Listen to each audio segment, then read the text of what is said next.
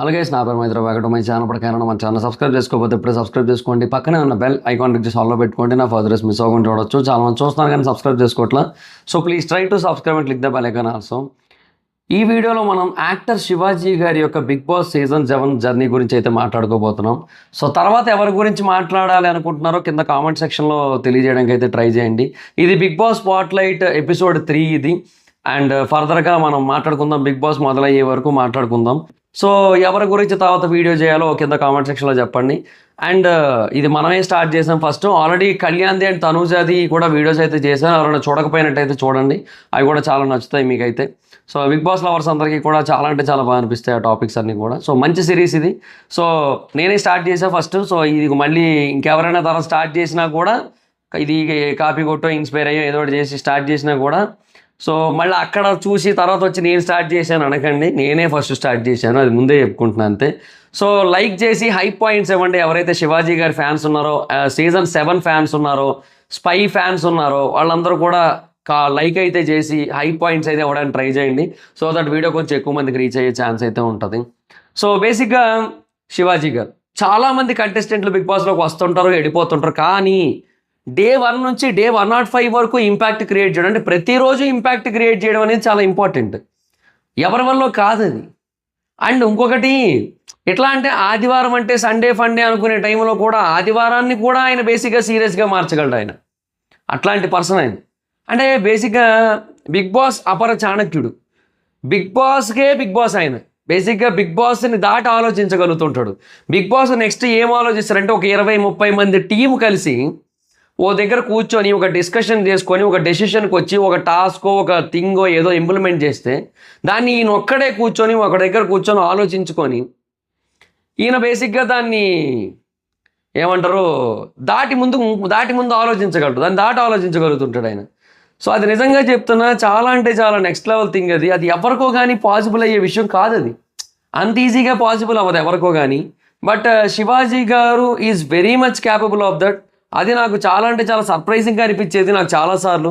In fact బేసిక్గా ఒక task జరిగినప్పుడు కానీ, ఒకటి ఏదైనా సిచ్యువేషన్ వచ్చినప్పుడు కానీ, ఒక డిస్కషన్ వచ్చినప్పుడు కానీ, ఆయన ఆలోచించే విధానం ఎలా ఉంటుందంటే, అవతల మనిషి ఇప్పుడు ఏం చేస్తే ఎలా రియాక్ట్ అవుతాడు, అండ్ ఇప్పుడు మనం ఇది చేయబోతున్న దానికి ఆ మనిషి ఎలా రియాక్ట్ అవుతాడు, లేదా ఎలా రియాక్ట్ అవుతుంది, లేదంటే వాళ్ళు చేసిన పనికే మళ్ళీ వాళ్ళు ఎలా రియాక్ట్ అవుతారు, ప్రతిదీ ముందే గెస్ చేయగలుగుతుంటారు ఆయన. సో అది నిజంగా నెక్స్ట్ లెవెల్ థింగ్ అని చెప్తాను నేనైతే మాత్రం. సో ఇలా ఎన్నో ఉన్నాయి ఆయనలో ఎక్స్ట్రాడినరీ క్వాలిటీస్. సో ఒకసారి ఆయన జర్నీ గురించి మాట్లాడుకుందాం. నన్ను అడిగితే సీజన్ 7కి ద రియల్ విన్నర్ అంటే శివాజీ గారు. ఎందుకంటే he's like game changer. Maybe ఆయన కొన్ని టాస్కులు సరిగ్గా ఆడలేకపోయి ఉండొచ్చు, because of the age factor or because of the physical thing, శారీరక బలహీనత వల్ల, దేనివల్ల మొత్తానికంటే వయసు రీత్యా. సో ఆయన అంత ఆడలేకపోయి ఉండొచ్చేమో. కానీ ఆయన ఏంటంటే ఎలాగంటే, ఇప్పుడు ముందుండి నడిపించారు అంతే. ఇంకా కృష్ణుడు రథసారథిలాగా మారి ఎట్లాగైతే నడిపించారో అట్లాగ పల్లవి ప్రశాంత్ని యావర్ని నడిపించారు చివరిదాకా. సో వాళ్ళిద్దరూ టాప్ 5కి రావడానికి ఈయనే కారణం, ఖచ్చితంగా చెప్తున్నా అదైతే మాత్రం. సో ఈయన మాత్రమే కారణం. అండ్ ఈయన మాత్రమే ఆ సీజన్ మొత్తానికి కూడా 100 సార్లు మాట్లాడుకుంటే 100 సార్లు పాజిటివ్గా గుర్తొచ్చే పర్సన్. అంటే మిగతా పర్సన్స్ ఏదో ఒక టైంలో ఏదో ఒక తీట పనులు చేసిన వాళ్ళు ఉన్నారు. ఈయన అట్లా కాదు, 100 సార్లు కూడా పాజిటివిటీతో ఉన్న పర్సన్. సో అలాంటి కంటెస్టెంట్ ఆయన. సో మాట్లాడుకుందాం, కంప్లీట్గా డిస్కస్ చేసుకుందాం. సో ఫస్ట్ ఆఫ్ ఆల్ ఆయన వచ్చినప్పుడు ఏంటంటే చాలా ఎక్స్పెక్టేషన్స్ ఉన్నాయి. లైక్ ఎందుకంటే శివాజీ గారు బేసిక్గా ఎన్నో ఏళ్ళ ఎక్స్పీరియన్స్ ఉన్న యాక్టర్. అండ్ తర్వాత ఆయన ఆపరేషన్ గరుడ అని ఇట్లా కొన్ని చేశారు అప్పట్లో. ఆయన ఏదైతే అప్పుడు చెప్పారో తర్వాత నిజంగా జరిగింది యాక్చువల్. సో ఈ బాగా తెలివైన పర్సన్, బాగా ఇంటెలెక్చువల్ పర్సన్, బాగా స్ట్రాటజిస్ట్. సో ఇలాంటి ఒక పర్సన్ బిగ్ బాస్లోకి అడుగు పెడుతున్నాడు. చూద్దాం ఎలా ఉంటుందో ఏంటో అన్నట్టు. అది ఇంకా నెక్స్ట్ లెవెల్ థింగ్ అనమాట. అది బేసిక్గా బాగా హ్యూజ్ ఎక్స్పెక్టేషన్స్ క్రియేట్ చేసింది ఆయన మీద. సో ఆ ఎక్స్పెక్టేషన్స్తోనే ఆయన అయితే ఎంట్రీ ఇచ్చారు లోపలికి. సో ఇంకా ఆడియన్స్ కూడా ఇంకా హౌస్లో వాళ్ళందరికీ కూడా ఒక పెద్ద అన్నలాగా, ఒక ఫాదర్ లాగా, ఒక కైండ్ ఆఫ్ రోల్ని అయితే ప్లే చేశారు స్టార్టింగ్ నుంచి కూడా గట్టిగా మాట్లాడుకుంటే. అండ్ తర్వాత ఆయనలో ఉన్న స్ట్రాటజిస్ట్ డే 2 నుంచే బయటకు వచ్చాడు. డే 2, డే 3 నుంచో బయటకు వచ్చాడు ఆయన. మోస్ట్లీ ఆయన ఎట్లా అంటే ఏది చేస్తే ఏం జరుగుతుందో ఆలోచిస్తాడు ఆయన. ఆయన స్ట్రాటజీలో ఏదైనా ఒక్కటి కొంచెం అటు ఇటు అయ్యింది అంటే, first week strategy, second week నామినేషన్స్కి లీడ్ అయింది కదా, పల్లవి ప్రశాంత్ నామినేట్ చేశారు అందరూ. అది యాక్చువల్గా ఆయన స్ట్రాటజీ కాదు. ఆయన స్ట్రాటజీ ఏంటంటే అలా చెబితే బేసిక్గా ఇప్పుడు పల్లవి ప్రశాంత్ని పల్లవి ప్రశాంత్ని తురుము అని కనుక చెప్పినట్టయితే వీళ్ళతో ఎక్కువగా వీళ్ళు హర్ట్ అయ్యి వీళ్ళు బేసిక్గా శివాజీ గారిని నామినేట్ చేస్తారు అనుకున్నారు. But unfortunately people went into Pallavi Prashanth. వాళ్ళంతా కూడా పల్లవి ప్రశాంత్ మీదకి వెళ్ళిపోయారు. అమర్దీప్ ఏమో అదేదో పొడుగు బీటెక్ డైలాగ్ చెప్పాడు. ఇవన్నీ జరిగినాయి ఆ టైంలో. చాలామంది ఇప్పుడు బయటకు వెళ్తే ప్రమోషన్లు చేస్తావా, చెయ్యను అన్నాడు. ఇప్పుడు మళ్ళీ చేస్తాను లేండి, అది వేరే విషయం. ప్రమోషన్కి ₹1,00,000 ఇస్తారు అది ఇది అన్నాడు. తర్వాత నువ్వు ఇస్తావా అది ఇది అన్నాడు. ఇప్పుడు అందరూ అదే చేస్తున్నారు. సో అది ఉంది. బేసిక్గా వాళ్ళు మాట్లాడింది కొంతవరకు వాస్తవం అయి ఉండొచ్చు. బట్ ఒకటేసారి 100 మంది ఒకడికి అగైనిస్ట్గా మాట్లాడితే ఆ ఒక్కడు ఎంత పెద్ద విలన్ అయినా హీరో అయిపోతాడు. సో ఆ విషయం మర్చిపోతున్నారు చాలామంది. సో అది చాలామందికి అది అర్థం కాక ఏదేదో చేస్తున్నారు. సో ఇంకా దానికి ఇంకేం చేయలేము, ఇంకా అంతే. ఇంక మనకు అప్పుడు అలా జరిగిపోయింది. సో ఆయన అనుకున్న స్ట్రాటజీలో అదొక్కటి మటుకు కొంచెం బిస్కెట్ అయిందని చెప్తాను నేను. బట్ ఆ తర్వాత నుంచి కూడా ఆయన స్ట్రాటజీస్ అన్ని నెక్స్ట్ లెవెల్లో ఉంటాయి. సో ఎప్పుడు రియాక్ట్ అవ్వాలి, ఎప్పుడు రియాక్ట్ అవ్వద్దు అన్నట్టుగా చాలా పర్ఫెక్ట్గా ఉంటుంది ఆయన మాట తీరు కానీ, ఆయన రియాక్షన్స్ కానీ అన్నీ కూడా. సో ఆయన బేసిక్గా ఇప్పుడు ఎప్పుడు గట్టిగా మాట్లాడాలి, ఎప్పుడు సైలెంట్ అయిపోవాలి, ఎప్పుడు ఎక్కువ మాట్లాడాలి, ఎప్పుడు తక్కువ ప్రతిదీ కూడా ఏదో చదివినట్టే మొత్తం బిగ్ బాస్ మొత్తాన్ని కూడా ఇంకా అసలు కూలంకషంగా చదివేసినట్టే బిహేవ్ చేసేవాళ్ళు, అలాగే రియాక్ట్ అయ్యేవాళ్ళు. అది ఇంకా నెక్స్ట్ లెవెల్ ఉండేది మొత్తం అంతా కూడా. ఆయన స్ట్రాటజీస్కి నిజంగా చెప్తున్నా హ్యాట్స్ ఆఫ్. అసలు అంటే ఒక 1 minute కూడా ఆయన నాకు తెలిసి నార్మల్గా ఉండుండేమో. మొత్తం అన్నీ కూడా స్ట్రాటజీలు అదే ఉండేది నాకు తెలిసి ఆయన మైండ్ అంతా కూడా. సో అది నిజంగా చాలా నెక్స్ట్ లెవెల్ థింగ్ నన్ను అడిగితే. అది చాలా one of the greatest thing. అసలు బిగ్ బాస్లో 105 రోజుల పాటు ఇట్లా స్ట్రాటజీస్ ఆలోచించుకుంటూ ఉండడం అనేది చిన్న విషయం అయితే కాదు. సో తర్వాత బిగ్ బాస్ సీజన్ 7 ఏంటి, ఉల్టా పుల్టా అన్న కాన్సెప్ట్. సో దాంట్లో ఏం చేసేవాళ్ళు కొన్నిసార్లు మనం అనుకునేది ఒకటే, అక్కడ వాళ్ళు చేసేది ఒకటి, ఇష్టం వచ్చినట్టు చేసేటోళ్ళు. అప్పుడు అయినా అది వర్కౌట్ అయింది యాక్చువల్లీ. ఇలా చేయడం వల్ల ఏమైందంటే బేసిక్గా అక్కడ చాలా ట్విస్ట్లు, చాలా టర్న్స్ ఎదురైనాయి. కానీ వాటన్నిటిని కూడా చాలా జాగ్రత్తగా హ్యాండిల్ చేసేటోళ్ళు ఆయన. ఇప్పుడు రతిక మళ్ళీ రీఎంట్రీ ఇచ్చింది, అయినా కూడా చాలా జాగ్రత్తగా హ్యాండిల్ చేశాడు ఆయన. అన్నీ పల్లవి ప్రశాంత్కి అమర్దీప్కి మధ్య జరిగిన గొడవల్ని బాగా హ్యాండిల్ చేశాడు. ఆయనకి గౌతమ్కి మధ్య జరిగిన గొడవల్ని హ్యాండిల్ చేశారు. అన్నీ చాలా బెటర్గా హ్యాండిల్ చేసేటోళ్ళు అనమాట. చాలా పర్ఫెక్ట్గా హ్యాండిల్ చేసేటోళ్ళు. అంటే ఇప్పుడు ఏదో గొడవ జరిగినా కూడా ఒక ఎక్స్ట్రీమ్స్కి ఎంతవరకు వెళ్ళాలో అంతవరకు వెళ్ళేటోళ్ళు. ఇప్పుడు గౌతమ్ అనేటోడు మధ్యలో ఏదో నామినేషన్లో నాకు ఇక్కడ జీలో మండుతోంది, జీలో కాలుతుంది అని చెప్పి మాట్లాడేశాడు. అది బేసిక్గా శివాజీ గారు ఆ రోజు అవ్వచ్చు, ఎంతైనా ఫైర్ అవ్వచ్చు, కానీ ఆయన మాట్లాడలే. అంటే ఆయన బ్యాలెన్స్డ్ నేచర్ చాలా మందిలో మిస్ అవుతుంది. ఆ యావర్లో కూడా మిస్ అయింది. కానీ యావర్ బేసిక్గా చెప్తున్నాను కదా, శివాజీ గారి పక్కన ఉండడం వల్ల మాత్రమే గెలిచాడు, అంతే. అంతమించి ఇంకేట్లేదు. అది క్లియర్, అది వెరీ మచ్ క్లియర్, ఈజీగా చెప్పేయచ్చు అది. సో హౌస్లో జరిగే ప్రతి సిచ్యువేషన్ని కూడా పర్ఫెక్ట్ స్ట్రాటజీతో ఆలోచించి ముందుకెళ్ళారు, అది బాగుంది. తర్వాత ఈ స్పై బ్యాచ్ ఏదైతే ఉందో అది కూడా మంచి పాపులారిటీని తెచ్చిపెట్టింది. అదంతటికీ కూడా రీజన్ కూడా శివాజీ గారే. స్పై రావడానికి మెయిన్ రీజన్ శివాజీ గారు. మొదలైంది కూడా ఎస్తోనే, శివాజీ గారితోనే. శివాజీ, ప్రశాంత్, యావర్. సో బేసిక్గా ఈ ముగ్గురు ఓ దగ్గర ఉండేటోళ్ళు ఓ జోడీలోగా. స్పా వచ్చింది తర్వాత, వాళ్ళు స్పై వర్సెస్ స్పా అయింది. స్పా అంటే Shobha, Priyanka, Amardeep. So spy versus spa అయింది. సో బట్ స్పైకే పాపులారిటీ ఉంది, స్పైకే ఓట్ బ్యాంక్ ఉంటుంది ఎక్కువ. ఎందుకంటే స్పై బేసిక్గా ఇట్స్ ఆల్ అబౌట్ లైక్ అంటే ఒక ముగ్గురు పాజిటివ్ పీపుల్ యొక్క కలయిక అన్న ఫీలింగ్ ఉంటుంది. స్పై ఏంటంటే ఒక కన్ఫ్యూజ్డ్ పర్సన్ అండ్ ఇద్దరు కోపదారి మనుషులు. నాకు అందుకే కోపం వస్తుంటుంది నాకు అన్నట్టు చూడాలి, అలా ఉంటారు అనమాట. ఎప్పుడు చూడు కోపంలోనే ఉంటారు వాళ్ళంతా కూడా. సో అదొక హ్యూజ్ ప్రాబ్లం వాళ్ళ సైడ్ నుంచి, మనం ఏం చేయలేం. బట్ స్పైకి అయితే మటుకు చాలా మంచి పాపులారిటీ ఉంది, అండ్ అది పుట్టింది శివాజీ గారు వాళ్ళని.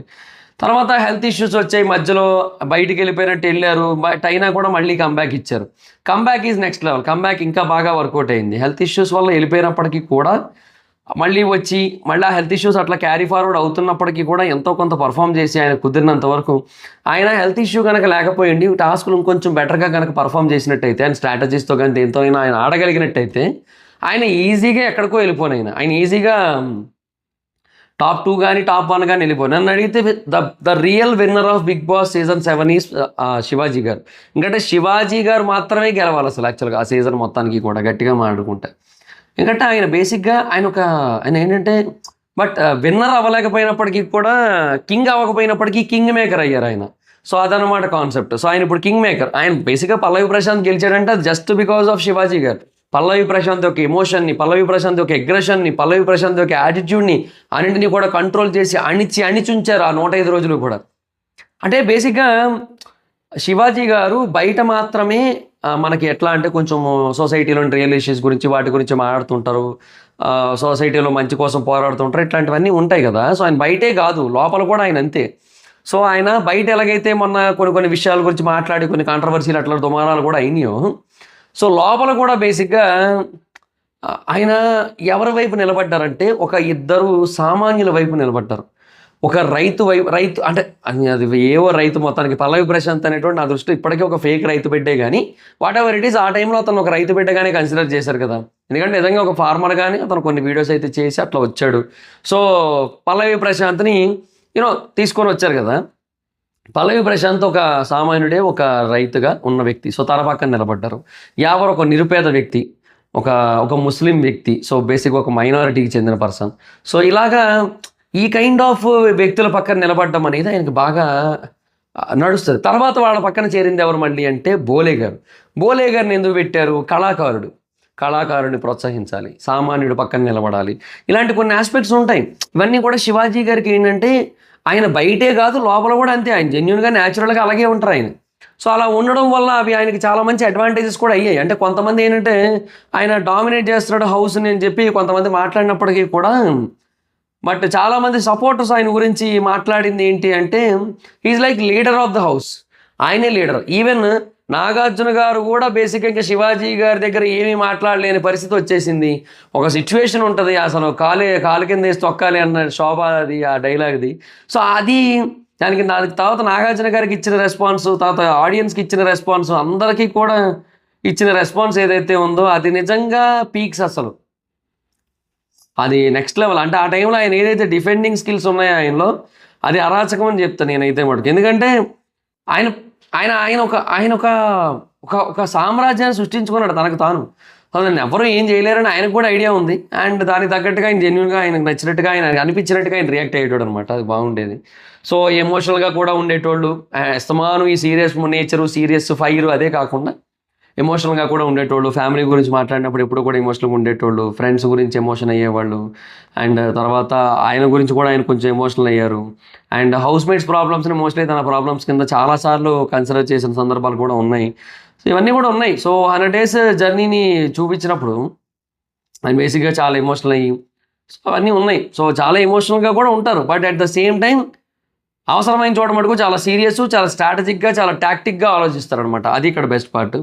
సో అలాగా 105 రోజుల పాటు ఆ సీజన్ 7 బిగ్ బాస్ హౌస్లో జర్నీ చేసి అపర చాణక్యుడు అన్న పేరు తెచ్చుకొని, ఇంకా ఏదో చాణక్య శాస్త్రం ఏదైతే ఉంటుందో దాన్ని మొత్తాన్ని కూడా అవపోసన పట్టిన వ్యక్తిలాగా, దాన్ని అంతటిని కూడా నేర్చుకొని అక్కడ ఇంప్లిమెంట్ చేసిన వ్యక్తిలాగా అక్కడ అంతా కూడా నడిపించి, సో ఫైనల్గా టాప్ 3 కింద బయటకైతే వచ్చారు. ఒక 3 చైర్స్ కాన్సెప్ట్ పెట్టారు. ఆ చైర్స్ కాన్సెప్ట్లో ఒక చైర్ ఆయన రెడ్ ఏదో వచ్చినట్టుంది, అట్లాగే ఎలిమినేట్ అయిపోయారు, మొత్తానికి బయటకైతే వచ్చారు.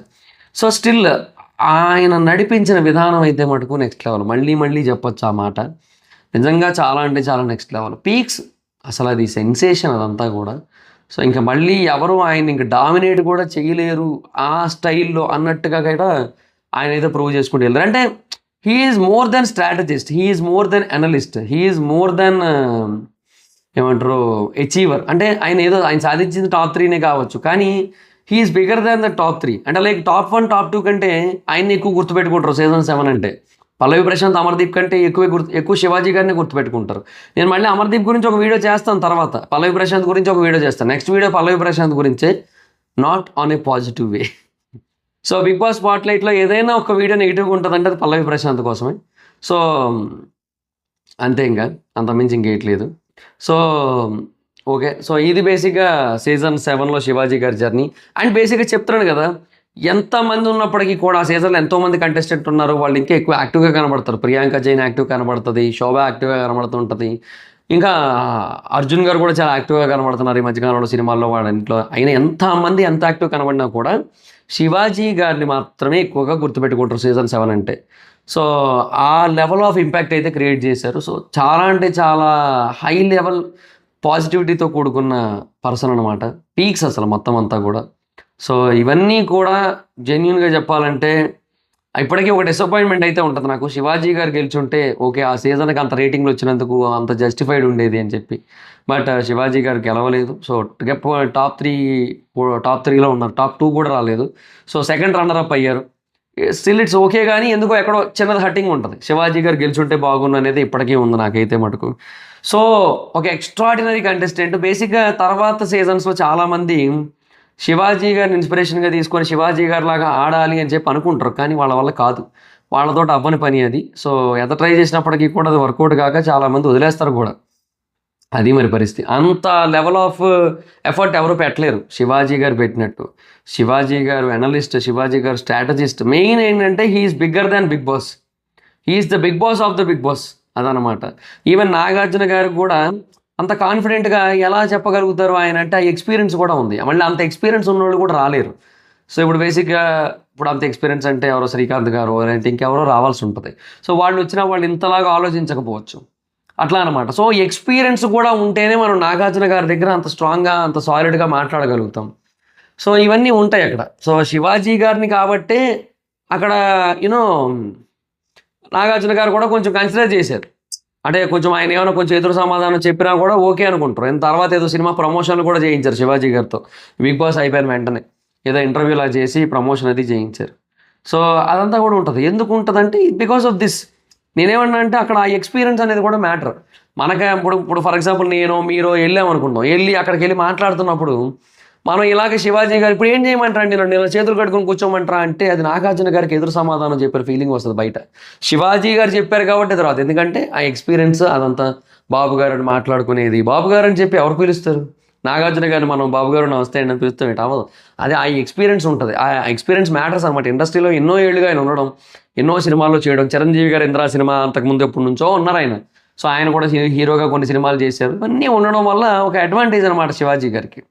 సో ఆ అడ్వాంటేజెస్ అన్నీ కూడా ఆయనకి హెల్ప్ అవుతాయి. ఆ హెల్ప్ అయినవన్నీ కూడా ఆయనకి బేసిక్గా ఇప్పుడు యూజ్ అవుతాయి ఓవరాల్గా, అంతే. అంతకుమించి ఇంకేమీ లేదు. సో అట్లా హెల్ప్ అయ్యి ఓవరాల్గా ఆయన అక్కడ మాట్లాడారు. అదే జరిగింది అక్కడైతే. సో దాట్స్ గైస్, ఇది మరి సిచ్యువేషన్. సో ఓవరాల్గా మ్యాటర్ అయితే ఇది. సో శివాజీ గారి జర్నీ ఎంతమందికి ఇష్టం కింద కామెంట్ సెక్షన్లో చెప్పండి. అండ్ నాకైతే చాలా ఇష్టం ఆయన జర్నీ అయితే. అండ్ నెక్స్ట్ పల్లవి ప్రశాంత్ మీద వీడియో మోస్ట్లీ మీకు స్టార్టింగ్లో గెస్ట్ చేయమన్నాను, కానీ లాస్ట్లో ఇంకా నేనే చెప్పేశాను. నెక్స్ట్ పల్లవి ప్రశాంత్ మీద బిగ్ బాస్ స్పాట్లైట్. కాకపోతే ఏంటంటే కొంచెం పాజిటివ్గా అయితే కాదు, అది ముందే చెప్పేస్తున్నా. సో ఆ నెక్స్ట్ అమర్దీప్ గురించి మాట్లాడుకుందాం. ఆ నెక్స్ట్ వేరే సీజన్స్కి వెళ్దాం, కొంచెం వెనక్కి వెళ్దాం. సీజన్ 5కి వెళ్దాం. ఆ తర్వాత సీజన్ 4కి వెళ్దాం. తర్వాత సీజన్ 3కి వెళ్దాం. తర్వాత సీజన్ 2కి వెళ్దాం. తర్వాత సీజన్ 1కి వెళ్దాం. Season 8, season 6 waste. సీజన్ 6 ఉందిగా, ఓకే సారీ సీజన్ 6 ఉందిగా. సీజన్ 6 పర్లేదు, సీజన్ 6లో మాట్లాడుకోవచ్చు, కొంతమంది ఉన్నారు. బట్ సీజన్ 6ని I will keep for the last. Season 6 నేను లాస్ట్ దాకా ఉంచుతాను, ఎందుకంటే అంతే, అప్పుడు మాట్లాడదాం. సీజన్ 6 లాస్ట్లో మాట్లాడుకుందాం. So that's it guys, this the video మీకు నచ్చితే లైక్ చేసి వీడియోని షేర్ చేయండి. అండ్ ఎంతమంది శివాజీ గారి ఫ్యాన్స్ ఉన్నారో, ఎంతమంది స్పై ఫ్యాన్స్ ఉన్నారో కింద కామెంట్ సెక్షన్లో చెప్పండి. వీడియో మీకు నచ్చితే లైక్ చేసి వీడియోని షేర్ చేయడం కారణం మన ఛానల్ సబ్స్క్రైబ్ చేసుకోకపోతే ఇప్పుడే సబ్స్క్రైబ్ చేసుకోండి. పక్కనే ఉన్న బెల్ ఐకాన్ సాల్వ్ పెట్టుకోండి. నా ఫర్దర్ మిస్ అవ్వకుండా చూడొచ్చు. చాలా మంది చూస్తాను కానీ సబ్స్క్రైబ్ చేసుకోవట్లా. So please try to subscribe with the bell icon also. నా ఇన్స్టాగ్రామ్ ఐడి అక్కడ వచ్చి ఫాలో అవచ్చు. Thank you so much. Bye. Next video. Bye.